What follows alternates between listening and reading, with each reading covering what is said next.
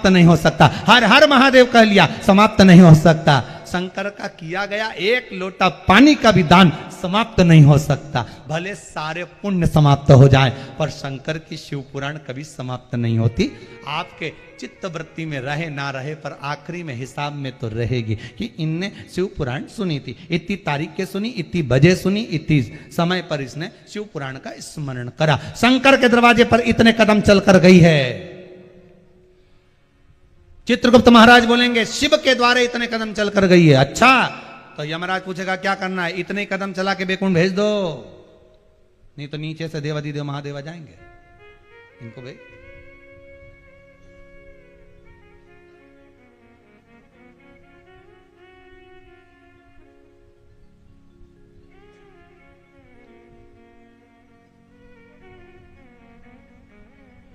शिव के अनुमोदन में लग जाओ, शिव की भक्ति में लग जाओ, शिव स्मरण में लग जाओ, वो कभी घट नहीं सकता, बढ़ेगा। शंकर को एक लोटा, मेरे विश्वनाथ को एक लोटा पानी चढ़ाया है, वो तुम्हारे खाते में जुड़ गया, घटेगा नहीं, उसमें मिलेगा। तो कई जल चढ़ाने से क्या मिलता है? मिलेगा, जब मिलेगा तब मालूम पड़ेगा। नहीं जी, अभी तो तुमने तो कह दिया शिव महापुराण की कथा सुनी है, शिव पुराण की कथा सुनी है, मिलेगा। हम तो ये कुबेरेश्वर धाम से कहते हैं। अभी तो खेल लॉकडाउन चल रहा है और उसके कारणवश भी कहीं भीड़ का आनंद नहीं, पर आप लोग मानो कहाँ, पर फिर भी प्रयास करना। जब ये सारा झमेला ये कोरोना का निपट जाए, तब कुबेरेश्वर धाम जब आप आए, एक बार अगर आप आ गए तो ये विश्वास है कि 3 महीने में तो बाबा कैसे भी तुमको खींचकर बुला ही ले।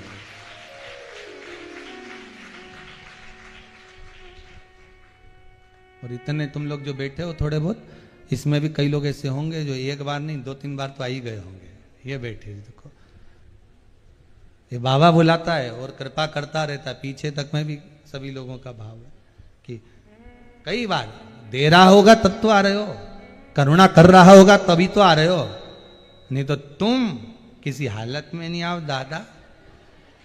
फालतू की बात।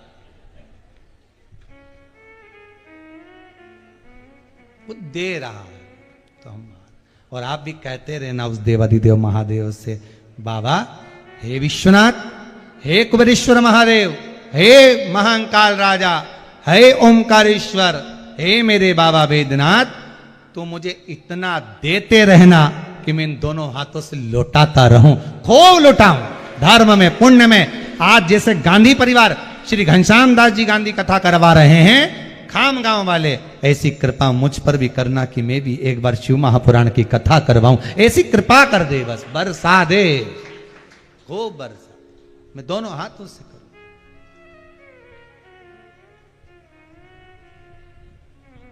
बुद्धि स्मरण चित्त से, भगवत भजन से, नाम जाप से, शिव पुराण कह रही है। शंकर का अनुमोदन करना, दुख हो तो रुद्राक्ष का जल शिव को समर्पित करना, कष्ट है रुद्राक्ष गले में धारण करना। रुद्राक्ष का एक स्वरूप होता है भद्राक्ष, जिसका दर्शन हम आपको करा रहे हैं। एक बात अपने जीवन में उतार कर रखिए, रुद्राक्ष में जब वृक्ष से रुद्राक्ष का फल तोड़ा जाता है, उसके ऊपर का जो भाग है वो हटा दिया जाता है, पर जब रुद्राक्ष निकलता है तो उसमें छिद्र अपने आप रहता है। पर भद्राक्ष, ये भद्राक्ष का स्वरूप है, ये स्वरूप भद्राक्ष का है। टीवी चैनल के माध्यम से आप लोग दर्शन कर रहे होंगे, ये स्वरूप भद्राक्ष का है। रुद्राक्ष और भद्राक्ष में अंतर यह है कि यह भद्राक्ष में छिद्र नहीं होता, भद्राक्ष में कोई छेद नहीं होता। महाराज, भद्राक्ष के अंदर जैसे रुद्राक्ष में 1 मुखी, 2 मुखी, 3 मुखी, 4 मुखी, 14 मुखी, 21 मुखी, भद्राक्ष में कोई मुखी नहीं होता। भद्राक्ष तो भद्राक्ष होता है, उसके अंदर बस ये जरूर है कि इसमें छिद्र भी नहीं रहता। दोनों में अंतर क्या है? रुद्राक्ष को पानी में डालते हैं तो तुरंत डूब जाता है, और भद्राक्ष जब पानी में डालते हैं तो ये धीरे धीरे डूबता है। दोनों का अंतर, रुद्राक्ष और भद्राक्ष।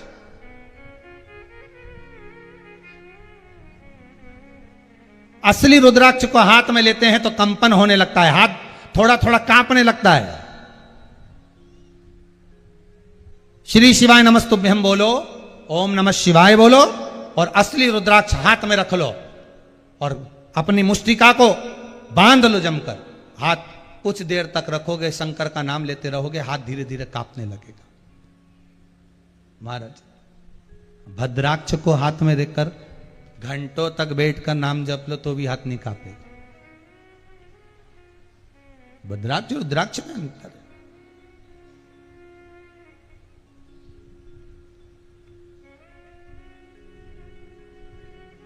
रुद्राक्ष का एक स्वरूप है भद्राक्ष।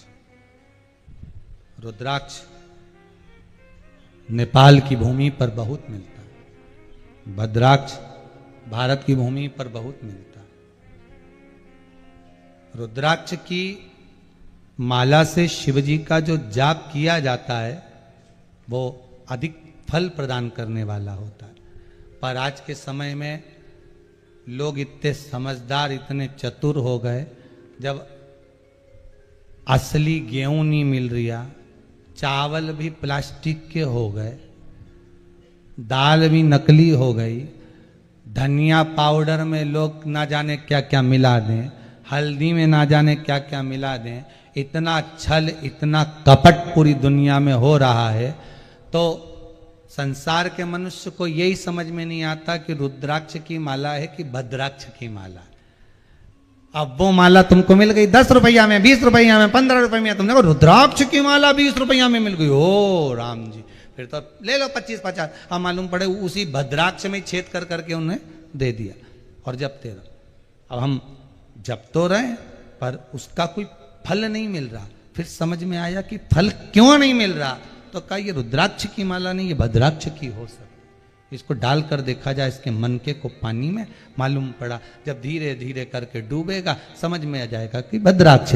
रुद्राक्ष का एक मनका भी पानी में डाला तुरंत डूब जाता है, पर भद्राक्ष का मनका डालोगे तो धीरे धीरे डूबता।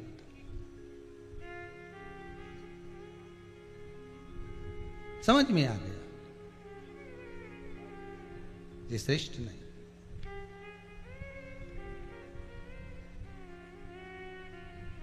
कितना कितना शास्त्र कहता है कि आप, पहले भी एक बार कथा में कहा, आपको ध्यान में होगा कि भगवान को अगर दिया भी लगाना है, भगवान को अगर दीप लगाना भी है तो निवेदन करबद्ध है। जैसा घी आप खाते हो वैसे ही घी का दिया लगाओ, वैसे ही घी। हम ये नहीं कहेंगे कि बहुत सारा घी दिए में भर दो, आप तो बत्ती भिंगो के लगा दो, निचोड़ भी ले, मना नहीं, पर अच्छा प्रयोग करो। अब आज के जमाने में तो पूजन का घी अलग से मिलने लगा। आप जाकर बोल दो साहब पूजा का घी दे दो, वो पूजा का घी निकाल के देगा। इतना बड़ा आधा किलो का डब्बा 50 रुपए में तुमको दे देगा, ले उसका। अब 50 रुपए में आधा किलो डब्बा घी का कैसे मिल गया भाई? और तुम सब हवन में ओम स्वाहा स्वाहा स्वाहा, बड़े खुश होते, हमने हवन करा दिया। भगवान भी मन में सोच, जब तुम बोलते थे स्वाहा तो हम भी नाक बंद कर लेते, क्योंकि नकली घी है। भगवान बोले हम भी नहीं बंद करा, अब हमने तुम्हारी नाक बंद करवा दिलाओ, अब तुम्हारे को कहा करो।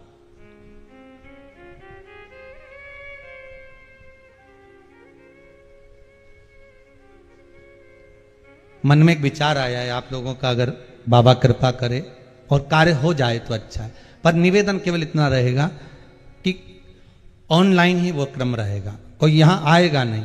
तो एक मन में विचार आया है, वो भी इसलिए आया कि हमारे जो भगत एक यूपी वाले आए हुए हैं, तो वो 51 किलो शुद्ध घी गाय का निकलवा के लिया है। तो मन में आया है कि ये सेकंड जो लहर गई है इसमें कई जवान, कई बच्चे, कई बूढ़े शांत हो गए। एक मन है हमारा। पिछली बार तो कथा नैमिषार थी 16 श्राद्ध में, इस बार जो श्राद्ध में कथा कुबेरेश्वर धाम में हो ऑनलाइन, तो मन है कि 24,000 श्लोक शिव महापुराण के हैं।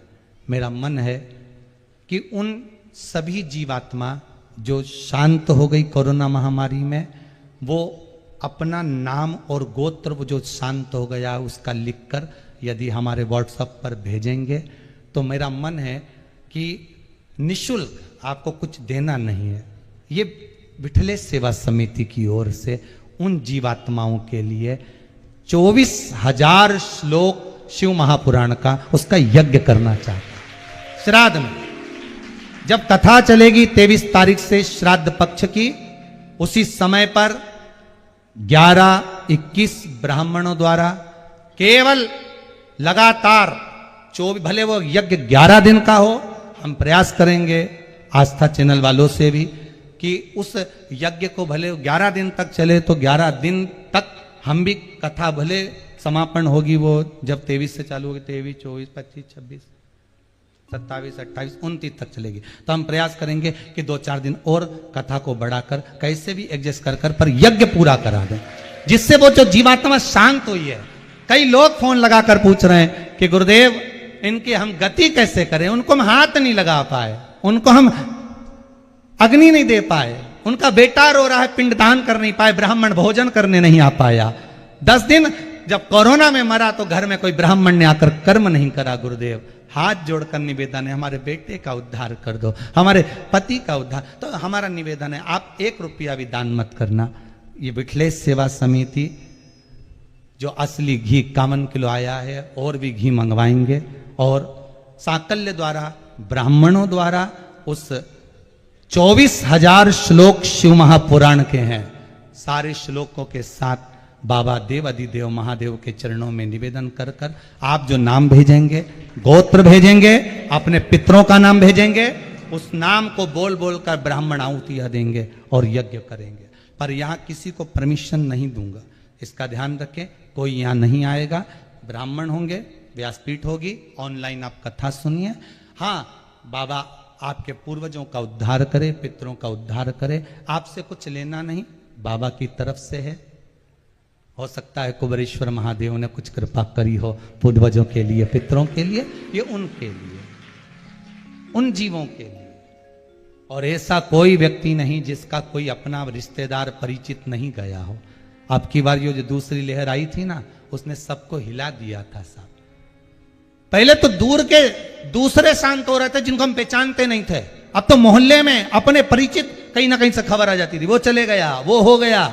और मेरी ये सूचना, जो जो कोरोना में शांत हुआ है या जो कोरोना में नहीं भी हुआ और अधोगति में मर गया, पानी में डूबकर अधोगति में कैसे भी मरा है, अचानक सर्प के डसने से, एक्सीडेंट से, वो भी नाम गोत्र अवश्य लिखकर व्हाट्सएप पर भेजना। जो 23 तारीख को श्राद्ध पक्ष में कथा है ऑनलाइन शिव महापुराण की, उसमें उस यज्ञ का भी दर्शन कराते जाएंगे। आपके जो नाम यहाँ भेजोगे, उन नामों से आहुतियां दिन रात जो भी क्रम चलेगा, ब्राह्मण जैसा बताएंगे, उसके हिसाब से उस यज्ञ को कर दिया जाएगा। ये यज्ञ केवल पूर्वजों के लिए, पितरों के लिए, केवल आहुतियां 24,000 श्लोक की बाबा के नाम से दी जाए और बाबा उसका स्मरण करें और उन जीवों का कल्याण, उन जीवों के प्रयास है।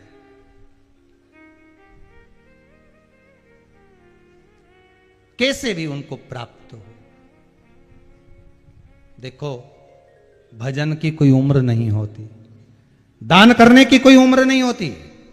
यहां तक शास्त्र कहता है, महाभारत कहती है कि युधिष्ठिर ने कह दिया था एक ब्राह्मण को कि मैं दान करूंगा, कल करूंगा, और भीम ने नगाड़ा बजाना प्रारंभ कर दिया था कि बताओ दान, और वो भी कल, मतलब मेरे भाई ने काल को जीत लिया, मतलब मेरा भाई कल देख लेगा।